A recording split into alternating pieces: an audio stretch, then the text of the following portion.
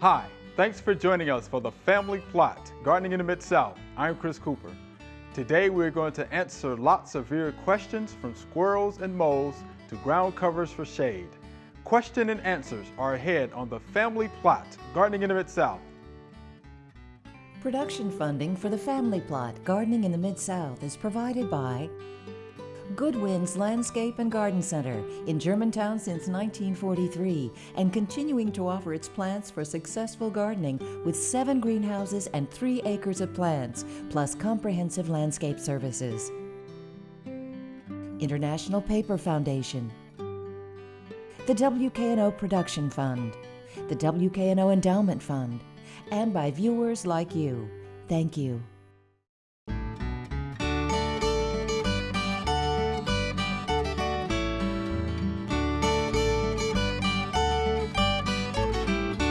This week on the Family Plot, we are going to be working through our backlog of viewer questions.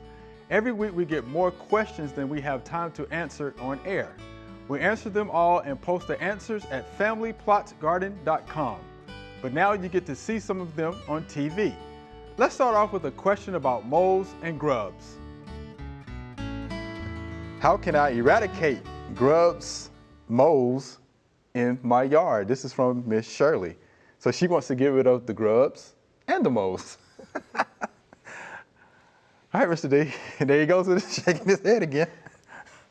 You know, eradication, you're talking about soil sterilization, and that's not going to happen. You're not going to successfully eradicate grubs and moles.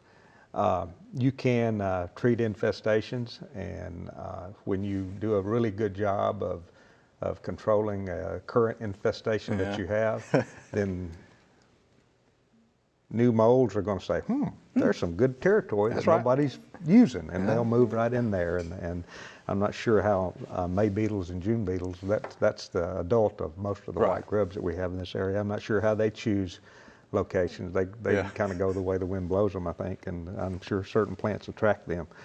But you can, there are products that you can use to treat for grub worms. Most of the diet of a mole, though, is an earthworm. I mean, they will eat, they eat insects. They're insectivores. Right. And so they like insects, but they're all, I would call them a carnivore more than an insectivore because they eat earthworms, and earthworms are not an insect. And earthworms make up probably the majority of the diet of a mole. So there are products that you can use that will control grubs. I would follow the economic threshold. If you dig up a square foot of turf and you have 3 to 8 grubs per square foot, you do that in several places in your turf, then that's the trigger that you know, the economic threshold or that's recommended. You've got to be at that level before we recommend treating with a pesticide. If you're below that level, you know, and that is damaging your turf. That's not just attracting moles. As far as mole control, trapping is by far the best way to control moles, and there are several traps out there available. The only trap that I've found to be effective is the scissor type trap. I've got a harpoon type that I've never caught a mole with. And with a scissor type trap, I've caught 14 or 15 moles a year in my yard. Now, normally you only have 2 or 3 moles per acre. A mole can tunnel up to 200, 225 feet in one night. So you may think you have a whole bunch of moles when you only have one. Yeah. And but set the trap. If you don't catch anything in a couple of days, move the trap. Set the trap where you find a long run. They're like we are. When we're going somewhere, we drive straight. If we're grazing at a salad bar, we meander from one to the other. We meander around from one to the other. So if it's got a lot of branches on the tunnel, it's probably a feeding tunnel, and the mole probably won't come back. But if it's a long, 10 or 15 foot run, that's probably a transportation tunnel that the mole uses every night. So set your trap there, and follow the instructions on the trap, and you should be successful.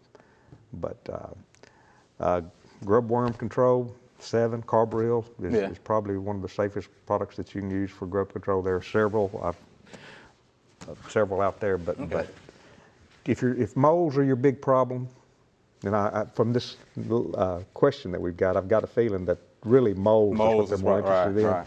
Just use a trap. Use a mole trap. Try to keep them. And we have a video that you did for us Right. about setting that trap. So Exactly. that'll be good. And something about the grubs too, since we have Miss Davy here, usually when I'm in my flower beds and I see a grub or two, I flick them out, throw them on the sidewalk, on the driveway, and let the birds come get them. What is a good ground cover for shade? I am looking for something that doesn't require a lot of maintenance. And this is from Miss Mary. A good ground cover for shade. And believe it or not, this is a question that we get a lot. A lot. It is. Good People. one for shade. So what do you think? Well, it makes sense to do that because grass doesn't want to grow in the Right. shade. So Yeah. we want to put something under there that'll survive. Number one, let's avoid English ivy Yes. because it will grow well in the shade, but it's also going to climb your tree. It's going to be a Right. maintenance nightmare. It's going to get away. So let's get away from that. If I were not going to garden under there at all, I just wanted a plant, I would go with Vinca minor. Okay. Because it will do a good job and it looks good year round, but if I was trying to grow anything else under there like ferns or hostas, it's going to be too overwhelming. Okay. So generally I like to put discrete plants and garden in the shade with hostas and ferns yeah. and different things, hydrangeas that like the shady area. But if they don't want to do that, low maintenance, Mondo. Mondo, right. That's Love what I thought. Mondo. Love the texture of the I like Mondo. that, yeah. If she just wants it to really take over, the running Liriope Okay, spicata, Spicata, yeah. which really runs like a crazy dude. So I'd be careful where I put it. If you want a clumping Liriope, then you want the Liriope muscari, and it won't run on you. So I think those three would be good options. Pachysandra a little iffy this hot an area. Okay. Sometimes it'll do okay. Because that is one that I thought about too. Pakistan. Yeah. Yeah. Sometimes I Me see too. it doing well, and sometimes not. If it's in good soil, a lot of times it gets so extra attention, it can be really good. Pachisandra's a good one. Okay. So Mondo grass, Mondo that's grass. pretty good in the shade area. Vinca minor. Vinca minor. Vinca minor. Okay, I have to keep those in mind. Yeah, but again, a common question. We get this a all lot. the time. Yeah. What can And I've been out on a couple of sites, and I have told people this. How about just mulch? Some folks didn't want It anything. looks good. So just mulch it. Mulch with a crisp line. Yeah, the line Do a around there. crisp line where the grass starts to go good, and Yeah. then you look very Some landscape. curve, they had a curve Yeah. in there. Yeah, That'd be mulch really good. It's I've seen really- it really look good. I've seen it look, good at a lot of different sites. So yeah, just mulch Human it. nature, we just kind of want to fill it up. Fill it with in with plants. something. do. Yeah, plants and we want to everything, do so. that. We have a vine that is growing up and choking our maple tree.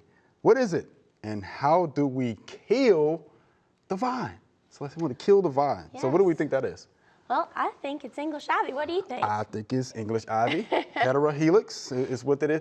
And it's an old vine because it's gotten up to the upper canopy. So it's getting all of that good sunlight to the point it's actually producing berries. Yeah, you Which- won't see that on young ivy.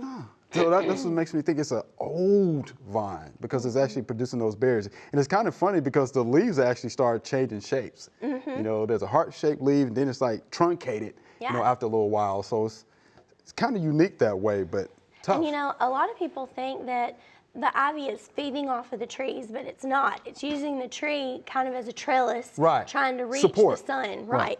And but it can be harmful to trees if it gets so big that it shades out the canopy of that tree. So it is important to control English ivy, especially if it's immature trees that you want to keep. That's on your right, property. because it's attached to the tree with aerial rootlets, what those are. And you're right, it'll get all the way up to the upper canopy and start shading that tree out. On some of your weaker trees, they might bend, break. Yeah. So you have to be careful with that. So how do you kill the vine, you think? Well, there's really only one thing that you can do when it's gotten to that point. They recommend finding your vines, like Okay. where they're originating from the ground, and cutting them, just our height. You don't have to get all up in the Sure. in the canopy of the tree. You're cutting off that source for nutrients, because like I said, the tree's not feeding the ivy. Right.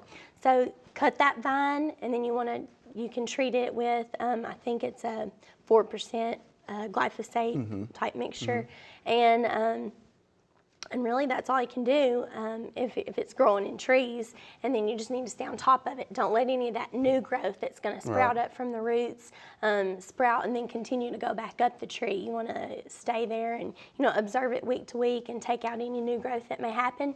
And what you've cut off, that's up in the canopy, will eventually just shrivel and die. It'll eventually die. Yeah, and I mean it won't look real pretty for a while up there, but eventually it'll go ahead and fall off. Right, and you can see from one of those pictures where it looked like they may have tried to pull some of it off the tree, but yeah, if you just cut it, it'll die. Yeah, I wouldn't it try just to doesn't pull look it. good aesthetically, but it'll get the job done. You just have to be patient, especially in the summer, in the heat, it'll dry up and it'll just pretty much go away. And if you try to pull it off, you're kind of leaving some open wounds on the bark of the tree. That's there. right, because you're going to take off some of that bark. Right, and so if you just let it happen naturally, the tree can heal itself as the ivy dies. You're exactly right. And something else too with the English ivy, those leaves are waxy. It has the waxy cuticle. So there's probably going to be multiple applications, Right, with the Roundup. and you're kind of doing a stump treatment after you cut it. It's basically like a stump treatment to that cut part of the vine. Okay, so it's what I better to do that instead of the leaves, because again, those leaves are waxy. So I mean, it'll take a couple of applications for it to penetrate that waxy cuticle. So yeah, it's a very aggressive vine. There's no doubt about it. Native to Europe area, and will take over a tree. I am cutting down my silver maple and I'm looking for a replacement tree. Any suggestions? And this is Mark. So he's cutting down his silver maple. Good for him, first of all. Yes, because I actually had one cut down here mine that recently. Did you? I cut Right. mine down 2 or The 3 shallow years root ago, system, Yeah. was just tearing my yard apart. So what do you think about suggestions? Well, my favorite shade tree currently is probably the new disease-resistant American elms that are back in the trade. Princeton is the one that you're going to most likely find locally, and it's really good upright growing form. The old American elm was the best shade tree probably in the world, and now that we can plant them again, that they've got disease-resistant That's forms right. out there. If he wanted to just go a different route, our native oaks are hard to beat. Okay.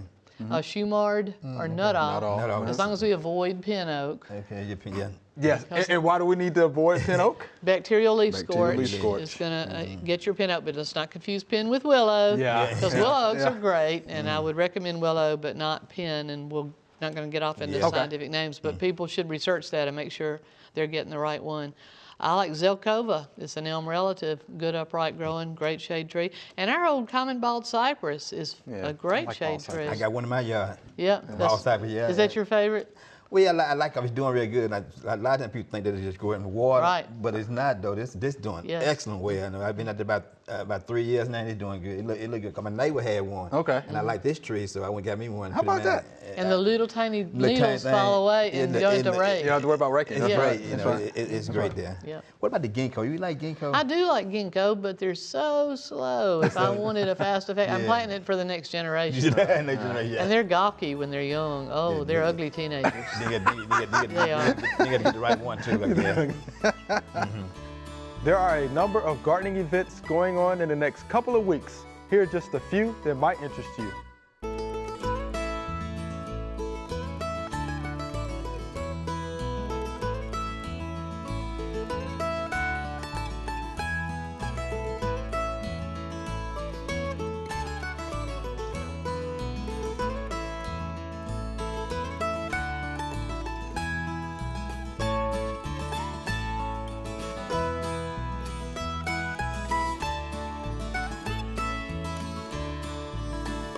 We love all the questions sent in by our viewers. This week we're catching up, showing you the questions we answered but did not get to air because of time. Here's a question from someone who did not know what kind of plant was growing in the flower bed. I have a plant in my garden that returns every year. It smells like garlic. What is it? And this is Miss Glenda right here in Memphis. There it is on the screen there. Smells like garlic. And looks like garlic. And it looks like garlic. And it walks like a duck and talks like a duck. It's a duck. So Garlic. It's garlic. It's beautiful. I love that shape of the bloom. It always looks like a mosque. It's really cool. It's a great plant. And speaking of heirloom, you'll find it on old ditches and around old homes that are long gone. Okay. So it will persist for many generations. Wow. And so you can use that in your cookings? Yes, you certainly can. And it's usually harvested in fall. Oh, in the fall. Once Okay. the foliage has begun to yellow and it begins to harden, then you pull it up and dry it. And then you can split off little, if you want to propagate more of it, of course, you can break up the little cloves and plant it again later in the fall. Okay, later in the fall. She has some healthy looking garden looks plants. good. Yeah, it looks really Yeah. good. So you're doing a good job, Ms. Glenda. My tomatoes are dying from the ground up. Do you have any idea what may be causing that? And this is from Miss Nadine in Cordova. So Elena, as a tomato expert, what do you think that problem may be? I thought from the picture. We're not sure, or I don't know, if it has drainage holes. From the picture, they were planted in a container that I would like to know if there were drainage holes in the bottom, because there needs to be. Okay. You know, without knowing the exact watering practices, probably it could be very well blight that's killing them. But your spraying on your blight is going to be a preventative more so than a fix. Not that I wouldn't try spraying at this point, but so many diseases can be curbed actually by the watering practices. If this container already has holes in it, I would consider, and it was on a pallet, if I'm not mistaken. It was. What I would recommend is taking it off the pallet and making the holes in the bottom a little bit bigger. That way, if she's overwatering and the dirt is actually becoming stagnated with water, putting bigger drainage holes is going to keep that from happening, number one.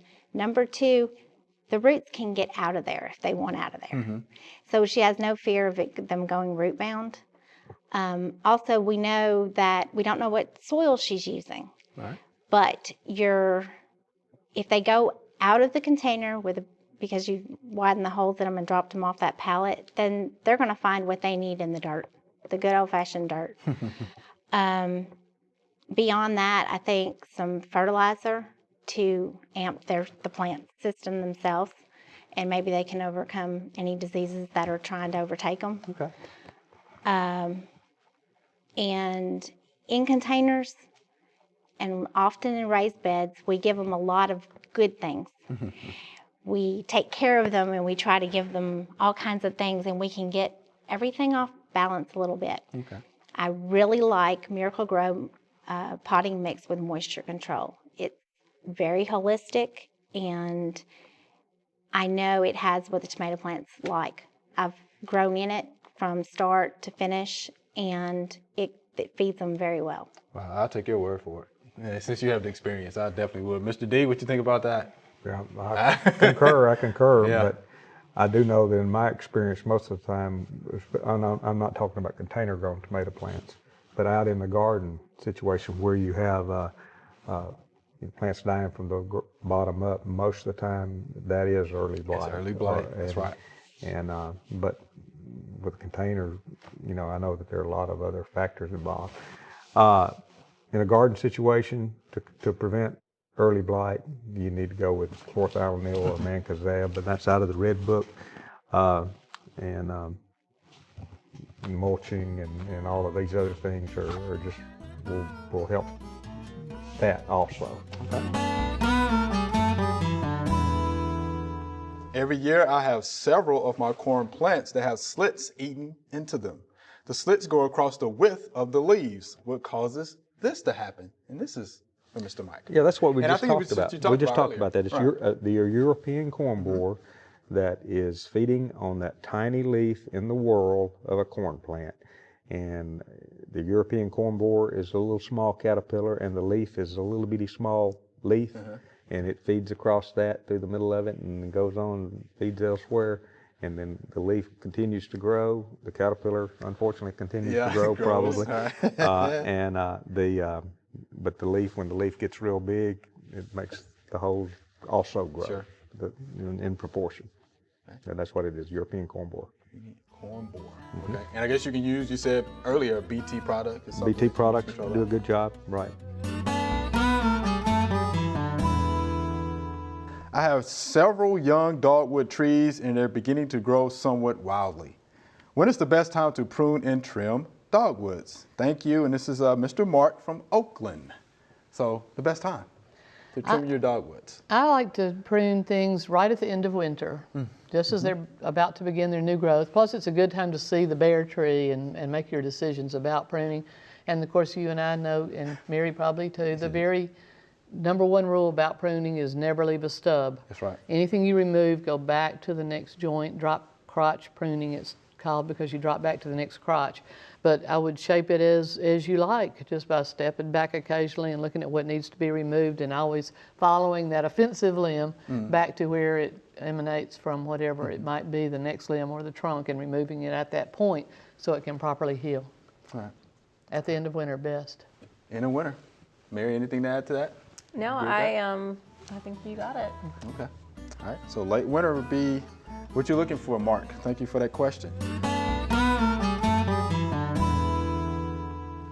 I would like to know what to do to keep squirrels from eating my tomatoes. Yours truly, Miss Joyce, right here in Memphis. So she would like to know what to do to keep squirrels from eating her tomatoes. Don't we all want to know how to keep the squirrels away from eating our tomatoes, Miss Davy? Don't we all want to know that? All right, Mr. D. He's shaking his head. Uh-oh. 12-year-old with a 20-gauge shotgun. That's all I can say. And let me preface that by saying, check with your local game officer and make sure it's legal. And hunting season needs to be open. But there is a University of Tennessee has a very, very nice publication. If I can find a copy of it, the front page, that I would suggest that you take a look at. But it's, and I don't see it here. I'll find it here in a minute. It is, there you are. Okay. Managing nuisance animals around the home. And I'm going to read a quote from this publication. Okay. And also go to TWRA's website, Tennessee Wildlife Resource That's Agency's website. And if you explore that, there will be a section, if you look into, that tells you how to control critters, unwanted critters around the home, and talk to you a little bit about the laws and all that. So I encourage you to do that. Before I read this quote. All right. This is from Here's your quote. page 12, UT Extension's Managing Nuisance Animals and Associated Damage Around the Home. Top of page 12, without question, shooting is the most effective method of eliminating troublesome squirrels when local regulations or game laws permit. Oh boy. Now, with that being said, you might try naphthalene, mothballs, moth crystals, scatter them around. That might give you some temporary relief. Temporary relief. Man. Shooting is more permanent. Shooting is more permanent. But unfortunately, it's just there's not a lot of things you can do. If you've got a lot of squirrels, you plant a lot of tomatoes. That way, maybe you'll have enough tomatoes for you and the squirrel. Share. Yeah. But it's not anything at all unusual as your tomatoes are getting ripe. You want a good vine ripened tomato, nothing like a homegrown tomato. Oh, sure. But it's not anything at all unusual to step out there and the day before you're going to pick that tomato, see the squirrel running across the yard with your tomato in his mouth. Right. And, You're exactly right. that's where the 12-year-old with a 20 gauge would come in. Oh, be careful, Miss Debbie. I know. I have to warn all the squirrels. Be careful. All right, there you have it, Miss Joyce. Good publication, though. That is a real good publication. It is. It talks to a lot of critters, Mr. D, this is for you. It says, can you ask Mr. D if it's too late to treat for fire blight in July? If not, what can I use? And this is from Mr. Fred right here in Memphis. Yeah. If you use one of the antibiotics, it is too late because the antibiotics need to be applied during bloom. Okay. If you've had a history of a problem with fire blight. Now, if you don't have fruit present, any of the products, the fixed copper products, might be helpful, may give you some help. That would be Coside or something like that. But if you have fruit, if you're apple or pear tree, that can cause russet, and you don't want to use the copper product. So if you have fruit, no, there's nothing that you can do right now. If it's an ornamental pear that you're not worried about the fruit, then yes, you can use CoSide. That might give you a little bit of help. Okay. And the homeowner can get CoSide. So I think they can get it. Remember, we love to hear from you. Send us an email or letter. The email address is familyplot@wkno.org, and the mailing address is Family Plot, 7151 Cherry Farms Road, Cordova, Tennessee 38016. Or you can go online to familyplotgarden.com. That's all we have time for today. To read Extension publications about any of the questions we answered today, go to familyplotgarden.com. Thanks for watching and keep sending in the questions. I'm Chris Cooper. Be sure to join us next week for the Family Plot, Gardening in Mid-South. Be safe.